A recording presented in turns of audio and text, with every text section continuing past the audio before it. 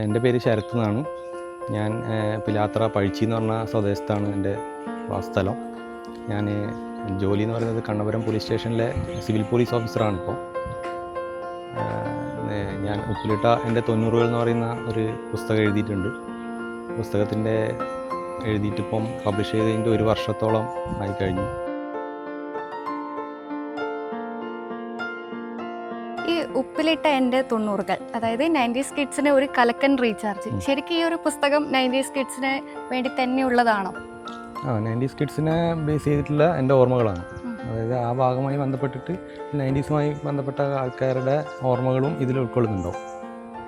ശരിക്കും പറഞ്ഞാൽ അവർക്കിത് വളരെയധികം ആസ്വദിക്കാൻ പറ്റുന്ന രീതിയിലാണ് ഇത് എഴുതിയിട്ടുള്ളത്. എൻ്റെ ഓർമ്മകളാണ്, അതുകൂടെ അവർക്കും അത് കണക്ട് ചെയ്യാൻ പറ്റും ആ 90സിലെ കാലഘട്ടത്തിലെ ആൾക്കാർക്ക്.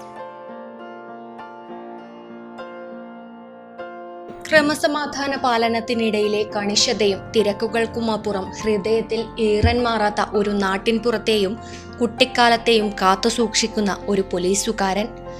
ശരത് ബാബു എന്ന പോലീസ് ഉദ്യോഗസ്ഥൻ എഴുതിയ ഉപ്പിലിട്ട എൻ്റെ 90കൾ എന്ന പുസ്തകം വായനക്കാരെ കൂട്ടിക്കൊണ്ടുപോകുന്നത് നഷ്ടപ്പെട്ടുപോയ ആ പഴയ 90കളിലേക്കാണ്.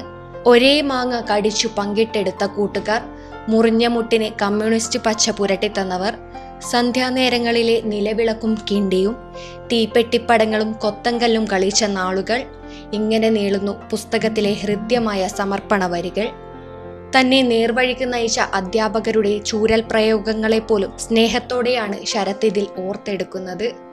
ഒരു സുഹൃത്തിന്റെ ജന്മദിനത്തിന് ആശംസകൾ നേർന്ന് ഫേസ്ബുക്കിൽ എഴുതി തുടങ്ങിയ ചെറിയ ഓർമ്മക്കുറിപ്പുകളായിരുന്നു ഇതിന്റെ തുടക്കം. വായനക്കാരുടെ നിറഞ്ഞ കയ്യടിയും പ്രോത്സാഹനവും ലഭിച്ചതോടെ ഇതൊരു പുസ്തകമാക്കാൻ സുഹൃത്തുക്കൾ നിർബന്ധിക്കുകയായിരുന്നു.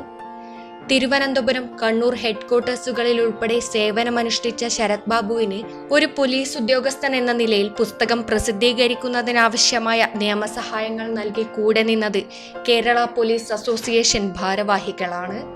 തിരക്കുപിടിച്ച ഔദ്യോഗിക ജീവിതത്തിനിടയിലും നാടിന്റെയും സൗഹൃദങ്ങളുടെയും നന്മകൾ കൂറിയിട്ട ഈ പോലീസ് ഉദ്യോഗസ്ഥൻ വരും തലമുറയ്ക്കായി കാത്തുവയ്ക്കുന്നത് ഒരു വലിയ കാലഘട്ടത്തിന്റെ ചരിത്രം കൂടിയാണ്. ഉടനടി തന്നെ ഈ പുസ്തകത്തിന്റെ 2ാം ഭാഗവും പ്രസിദ്ധീകരിക്കുന്നതായിരിക്കും. ക്യാമറമാൻ പ്രണവ് പെരുവാമ്പയ്ക്കൊപ്പം അഞ്ജലി ലക്ഷ്മണൻ, നെറ്റ്വർക്ക് ന്യൂസ്.